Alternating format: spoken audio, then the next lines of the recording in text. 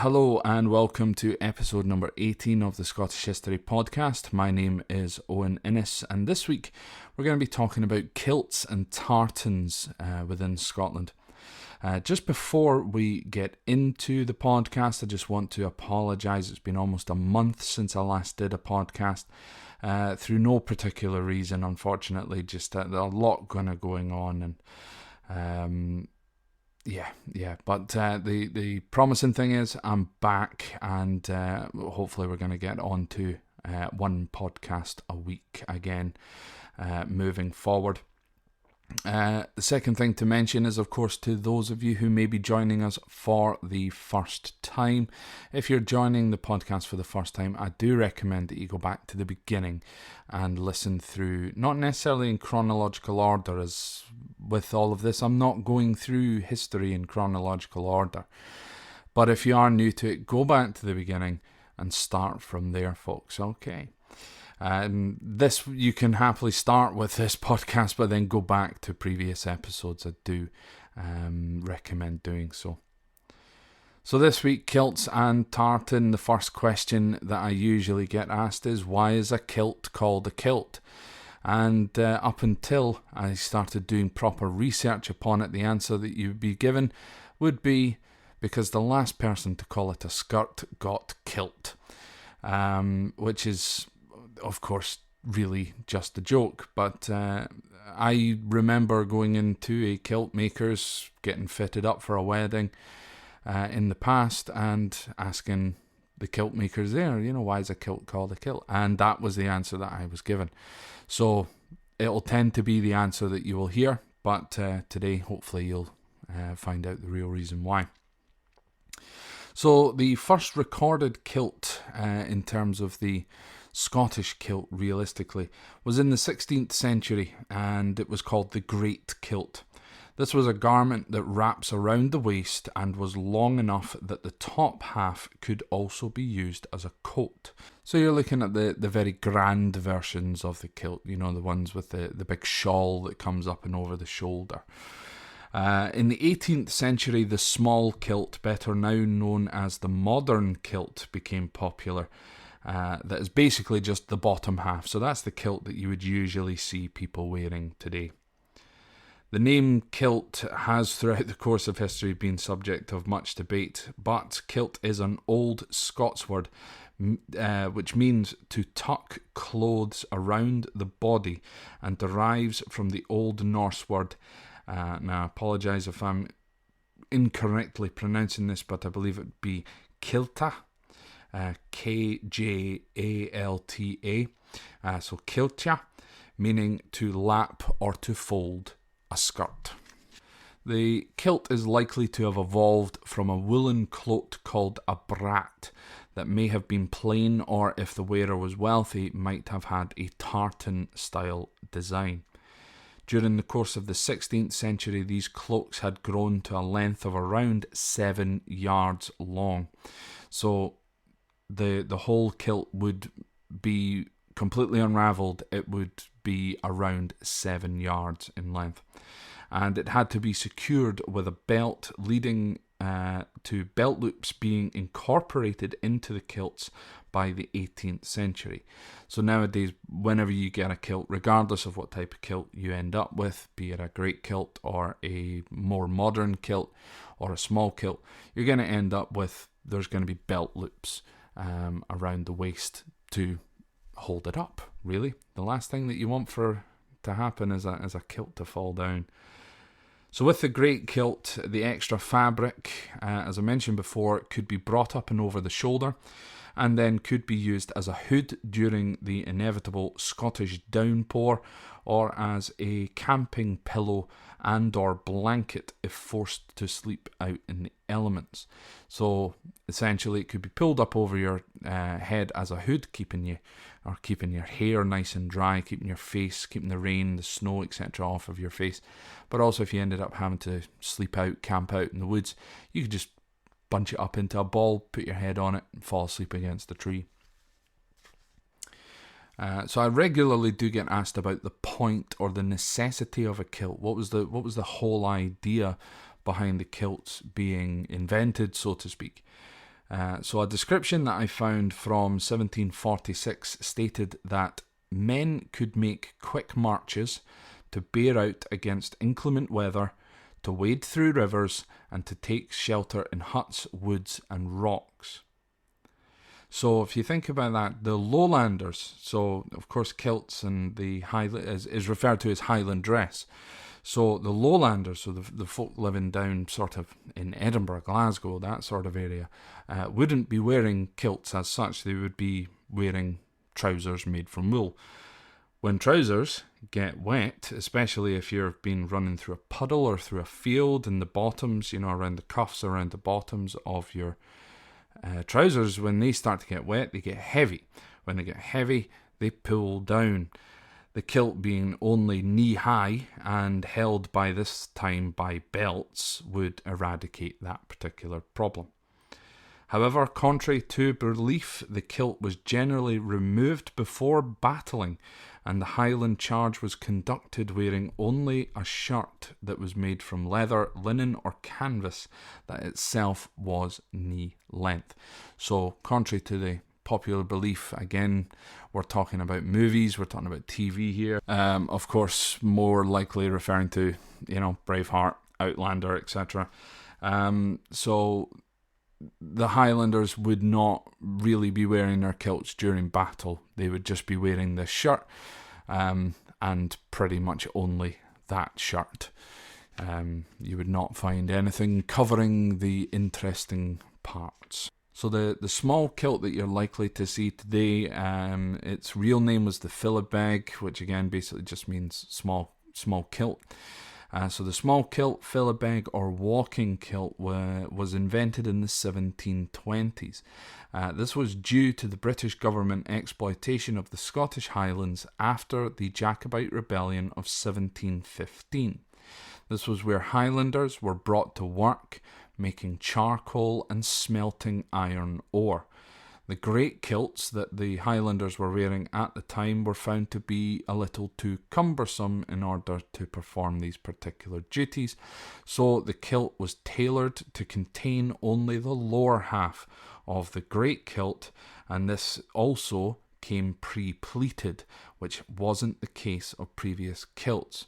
So when you look at a kilt on the back side, so on the rear end of the kilt, it is pleated. It's got a really nice, intricate pleated pattern on the back, which does not continue all the way around to the front. So at this point, when the small kilt was made, or the philibeg was tailored in this way, all kilts were now pre-pleated. Before then, the kilts would essentially just be folded and pressed, essentially, not necessarily with an iron, but they would be pressed to have these pleats. So the pleats were now sewn in. Now, as I mentioned in a previous episode, after the events of 1746, of course the Battle of Culloden, etc., and the final Jacobite rebellion, King George II introduced the Dress Act in 1746, which outlawed all items of Highland dress with the intent of suppressing the Highland culture. So kilts, philibegs, great kilts, etc., this was part of the Highlands culture. You couldn't go into the Highlands without seeing people wearing these items of clothing, or carrying a skean dhu, for example. A skean dhu is a knife that would generally be kept in the sock. Nowadays you can't buy proper skean dhu. Well, you probably can on eBay, but nowadays if you go to a proper kilt makers, you can't buy a proper skean dhu anymore, because unfortunately of Scotland's reputation with knife crime. So the skean dhus have been essentially made out of plastic for the last maybe 15-20 years or so. I think I've only ever had a skean dhu once in my life, a proper one, once in my life. So yeah, the Dress Act. So essentially, the kilts were banned. You couldn't wear a kilt. You couldn't speak Gaelic. You couldn't hold clan meetings, etc. During this act of proscription and during the Dress Act. So the penalties for disobeying so essentially for wearing your kilt, for disobeying this Dress Act of 1746, on the first offence you would face 6 months imprisonment. So you'd be sent to prison for 6 months. Now that's not necessarily you would face it. You would go to prison for 6 months. On your second offence, it was 7 years transportation. So basically 7 years spent out on the colonies. So this act remained in place for 35 years. So the Dress Act, 35 years of not being able to wear your kilt, being able to wear your Highland dress. The only exception to be able to wear your kilt was if you were part of a British Forces regiment from the Highlands. So the Black Watch, for example, is a Scottish Highland military regiment. They were allowed to continue to wear their kilts.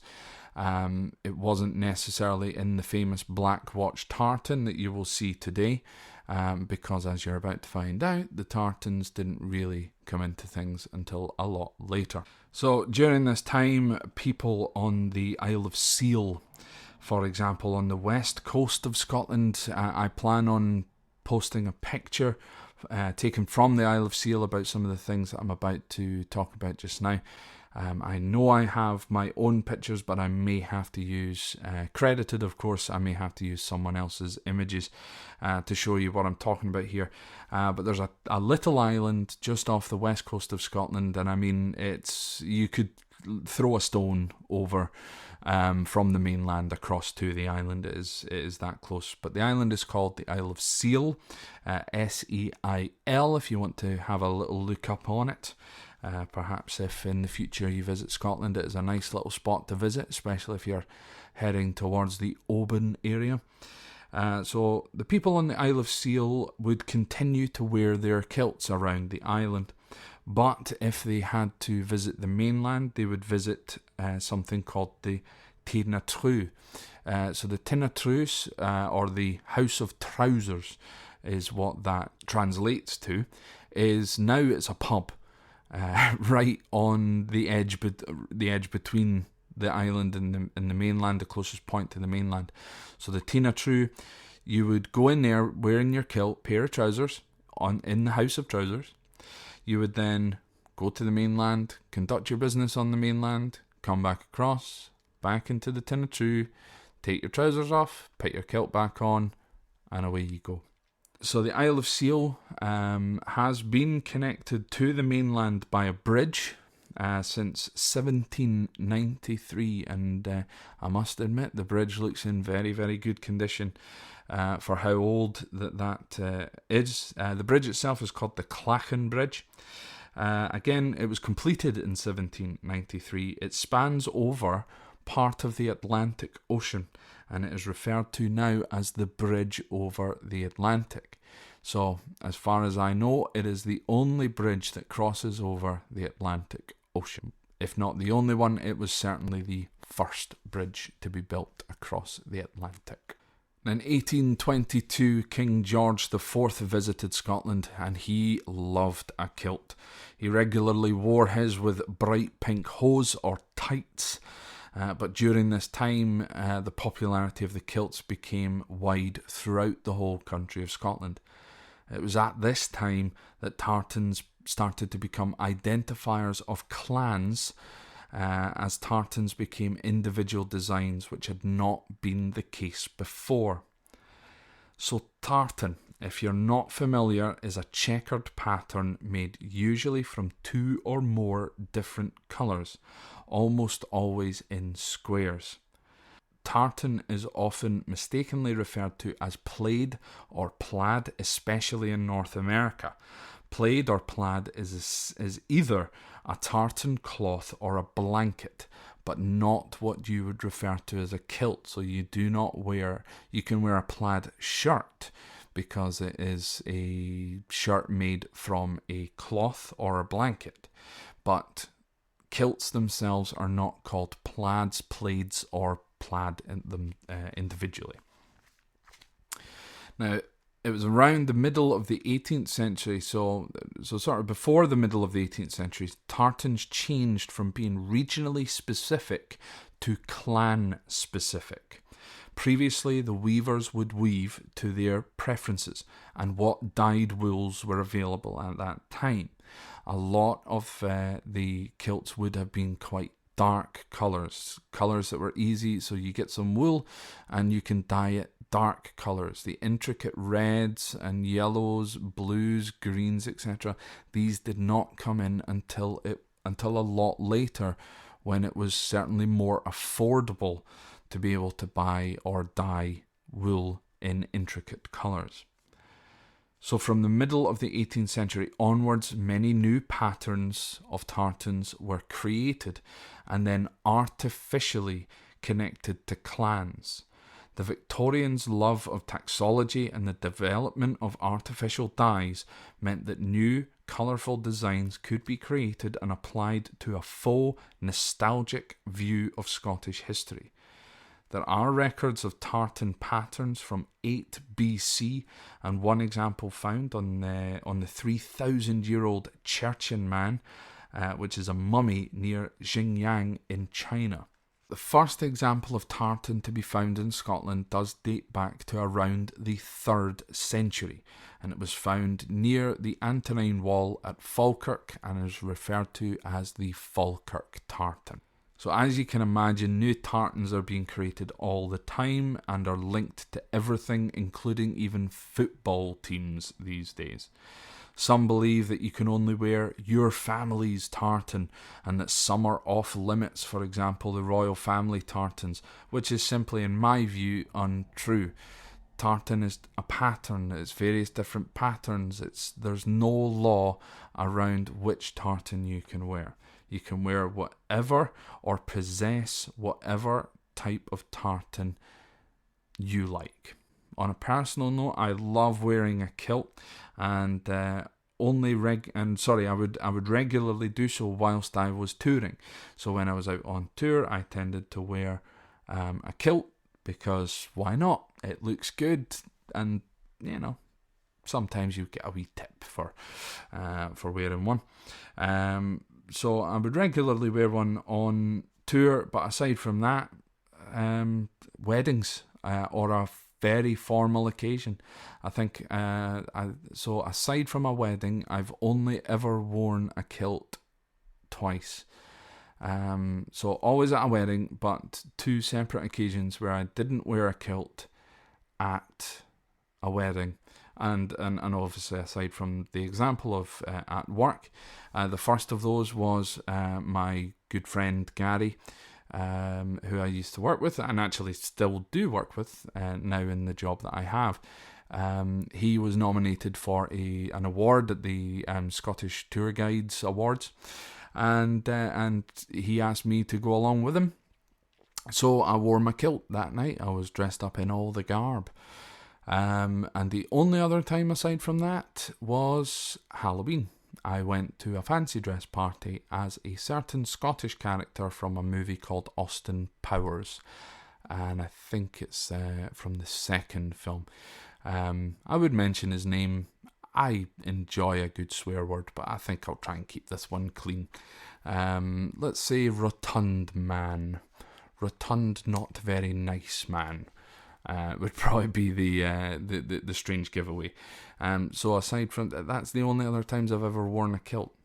Other than that, so the kilts I used to wear for work were, however, a little unorthodox. I used to have people asking me about them all the time, because they were not normal kilts that you would see in sort of everyday life. Mine are regarded as very modern, so not just a modern kilt. You could add very modern onto the front of it, because mine have pockets, either sewn on the side, and in one of them I think there is even a back pocket, which is sewn into the kilt, which is great. These are referred to as utility kilts, and are very handy if you're like me, carry a lot of stuff around with you. Very deep pockets. They are waterproof pockets as well for carrying your phone, wallet, keys, etc. Always handy for that. Aside from that, they're also quite cheap. The kilts I was buying were usually sort of round about, I think, between £50 and £80 for those ones. Again, they're all synthetic, but machine washable. You can wash them at home. You don't need to take them to our dry cleaners. They don't smell as bad as a woolen kilt will after being out in the pouring rain on the Isle of Skye, for example, for 9 hours a day. They're really, really good, very comfy, nice and warm, and as I said, in respect as well, waterproof.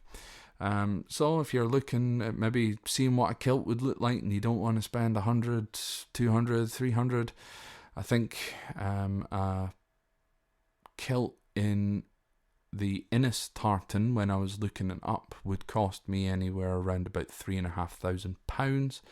So yeah, £50, always a good idea.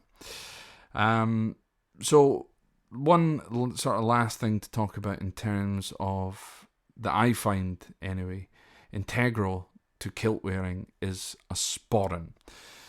To me, you can't wear a kilt without wearing a sporran. It looks too bland, it looks too plain. You look almost naked. Bag, which is chained, or so it's either a chain or a leather strap, which goes round your waist. Fit it through the belt loops, as mentioned before. Obviously, you got to wear a nice belt with a kilt as well. But you can wear, like I did, a Levi's belt, with your kilt. But got to wear a sporran. So that basically is, it's a handbag that would sit around your waist and conveniently placed above the groin area as well. Never fun really to run very fast. Certainly if you're a male wearing a sporran. Certainly not with lots of stuff inside it. There are even different types of sporrans ranging in size and ornamentation. Day sporrans, they're the ones that I have, and basically they're just small. They've got little ornamentation tassels on the front, but then you get up to a full mask or a horsehair sporran, which are quite large with extreme decoration, with anything up to, I think, about 12 tassels hanging from them. And traditionally you would keep your daily porridge ration, certainly if you were in an army regiment, so your daily porridge ration would be held inside of the sporran, that was usually made from leather and probably decorated with horsehair, or mine is faux badger hair, I think. Everything nowadays, it's all fake materials, of course. You probably can find more authentic ones, but nowadays we're all quite happy to have the synthetic materials because they look good and we know that everything's gonna be okay with the animals as well. So there we go, folks. Just a sort of a little insight, something that I've not noted down to obviously mention, but the full sort of kilt garb, the formal kilt garb anyway. You've got your jacket as well. I think the more kind of famous one is the Prince Charlie jacket, of course, named after Bonnie Prince Charlie, which is got a long tail in the back, but it's quite a short suit jacket in a way, or dress jacket. Underneath any type of shirt, the idea that Jacobites, or that these ghillie shirts, as they're called, which is basically a shirt with the strings, those again not really authentic. They're much more of a new thing. But any type of shirt is perfectly fine. A normal one from Marks and Spencer's or Walmart or whatever, just a normal everyday dress shirt that you would wear to the office is usually there. Of course, a nice tie or bow tie. I have with my granddad's kilt, so I inherited my granddad's old kilt, and the tie it matches the kilt itself, so I've got a matching tartan tie. I tend to go with a different tie, mainly because I don't like tartan ties, but also because it's made from wool and it's rather itchy. So I'm not a big fan of the tie, but there you go. On the kilt itself, you'll of course have a nice thick belt with probably a very ornamented or etched belt buckle. And then of course you've got your sporran. Another important part is of course your kilt pin, which holds the front fabric, because obviously it wraps around you. You've got the part of the front fabric, and then there's going to be another layer of wool underneath. You want to pin those two together to stop it from blowing around and revealing the last secret of Scotland. What does a man wear under his kilt? Under that, then you've got your hose or your socks, your kilt hose, and you can wear flashes with these. So flashes are essentially little pieces of fabric that. So you've got your socks and they will fold over. So the top part will fold over. So underneath you attach flashes to these, so it's little pieces of fabric that hang underneath the folded over part of your sock. It looks really smart, really smart. I managed to score a couple of pairs for free from a wonderful place called Kilmahog, so they gave me them for free, which was awesome, and it matched a black watch tartan kilt that I have. And then the shoes, the dreaded kilt shoes. There is nothing worse in this entire world than wearing a pair of kilt shoes. They are the most annoying pair of shoes that you will ever wear in your life. I'm not a big fan of formal shoes as it is, but they are formal shoes that have no tongue on them, so you don't get a snug fit around your foot, and especially over the top of your foot, so you're constantly sliding in and out of them. Added to the fact that you're wearing woolen socks with formal shoes as well, your feet are slipping around all over the place on the inside of them. And then you've got to tie the laces up your shins and around your calves, and tie it too tight and you end up losing pretty much all feeling in your feet. Tie it too loose and the whole thing just flops around, and you've got to tie your shoelaces a million times a day. So preferably I just like to wear a pair of trainers, but you know, the kilt shoes, they've kind of got to go. So for the pictures, you'll always find a group of men helping each other, even tying their own shoelaces, and tying each other's shoelaces, I should have said, before pictures at weddings are taken, so that of course their laces look good. But then after that, you kind of just want to put on a nice pair of Skechers, really. There's probably a couple of things that I've left out there, but I will get back to them. I will go back over them if the request comes in. Of course, if you have any questions, please feel free to send them via the Facebook page, via Twitter, Instagram, or by the email address. The email address is scotthistorypod@gmail.com. So a few things just before we wrap this episode up. I just wanted to sort of make some folk aware. I'm not in any way being sponsored, and this is technically an advertisement, but I'm not being paid for it or anything like that. I like to pass on information, and especially about good companies that are good people as well. I recently discovered a coffee company called Beanies, so like coffee beans, so Beanies. So Beanies, their coffee is fantastic. It's basically flavoured coffee, but it's freeze-dried, you know, so it's instant coffee, and I think it's absolutely fantastic. It's been keeping me awake throughout the recording of this podcast and through the writing of the episodes that are coming up, and of course before I head out to work as well. Very, very nice coffee. I really, really dig the sticky toffee pudding flavoured one at the moment. A couple of sugars in that, and you're away flying. And the main reason why I think that they are really good at what they do, as well, is not just do they make some really, really nice coffee, but also when my order arrived from them, two of my jars. So I got an offer, I think £16.50. I got 6 jars of coffee and a travel mug. So when it arrived, 2 of the jars had been smashed by the Royal Mail, of course, and my travel mug was missing. Hello to the postman who's probably drinking drinking coffee through my coffee mug. So I immediately got in touch with them. When that arrived, I got in touch with them about 2 o'clock on I think it was the Wednesday afternoon or something like that. They responded immediately. They had no problem whatsoever. They didn't even request proof. I just sent them proof. They didn't request any proof of what had happened. They immediately sent out 2 replacements and my travel mug completely free of charge, and it arrived within 2 days. So again, that was 2 p.m. on the Wednesday. It arrived about 11 a.m. on the Friday morning.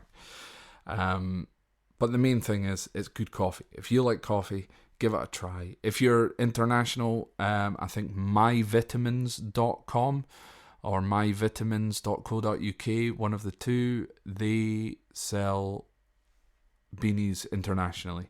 The beanies website, I believe they only do within the UK. They don't do proper international shipping as of yet, but I'll be speaking to them anyway, and letting them know, of course, that I've given them a wee shout out.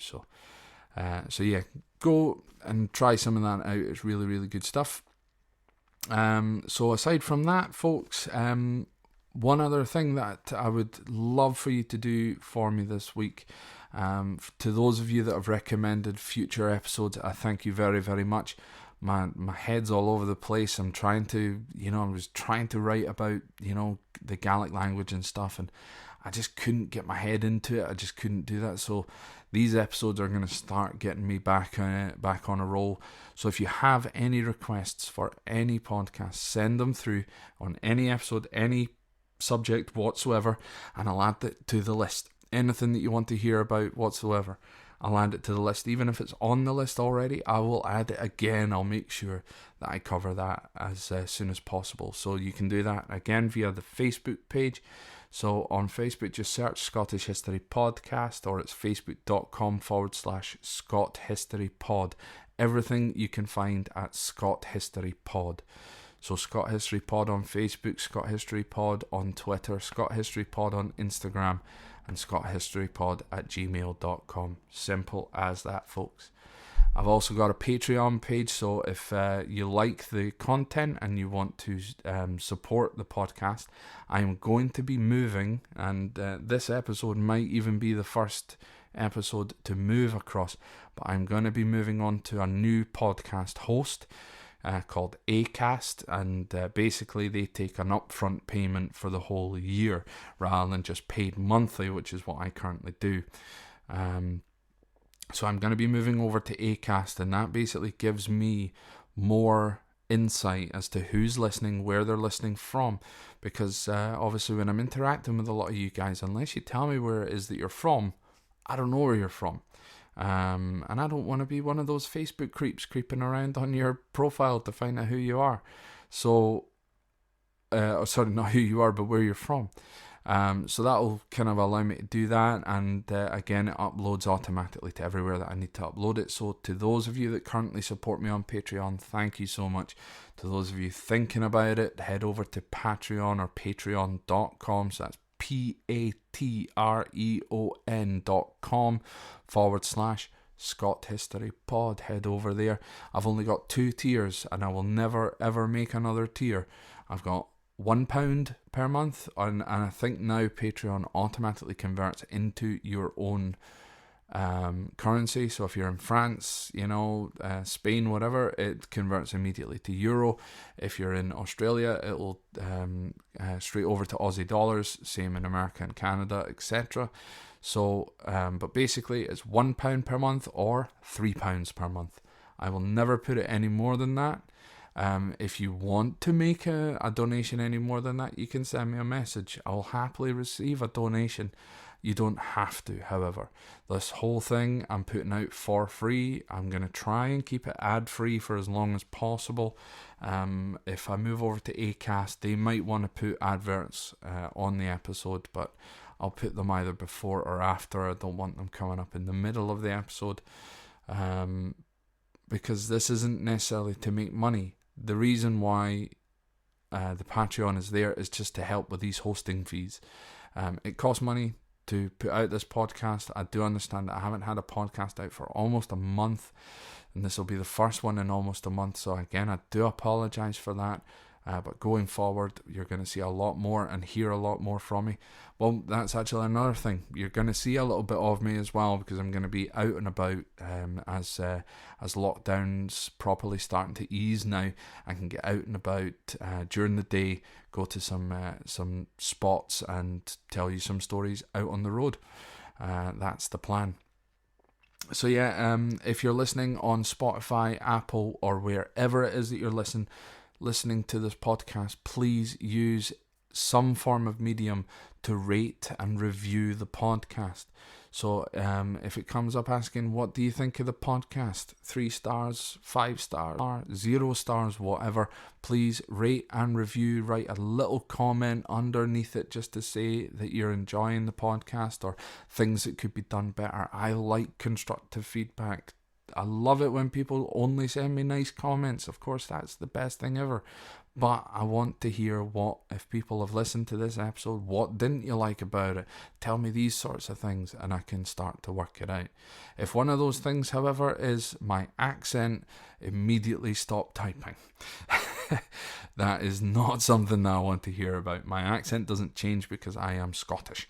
That is the end of the day. As I start to get comfortable doing podcasts, my telephone voice starts to disappear and my real voice starts to come out. So anyway, please rate and review the podcast. That is a massive, massive thing. And click share. Facebook, click retweet on Twitter. Click whatever it is on Instagram. I don't know. But take a second. You don't even need to write a little comment. Just click share. Share it with your friends. You know, you might have 500 friends, you might have 5 friends, but those 5 friends, those 500 friends are not all online at the same time. So if you're clicking share at different times, different days, then more people get to see it. The more people that get to see the podcast, the more people that we can get on board here.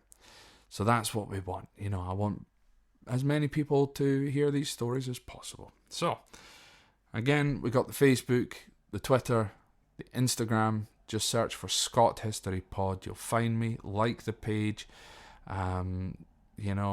Follow on Instagram. Follow on Twitter. I don't really do very much on Twitter or Instagram, but follow me there anyway. Of course, we got the YouTube as well. Subscribe on the YouTube. I'm completely inept with YouTube. So if anyone's got any ideas for things, tags, I think people have been talking to me about, so that we can get more people watching on there as well. Anyway, let's be quiet because that's now, well, recording time is 42 minutes at this moment in time. It'll be edited down a little bit more than that. But anyway, folks, thank you very much for listening. Please, again, rate and review and share the podcast with your friends via whichever platform, whichever social media platform it is that you prefer. And please, guys, go and check out Beanie's Coffee. You will not regret it. So until next time, folks, take care of yourselves, wear a mask in shops, and I'll see you later.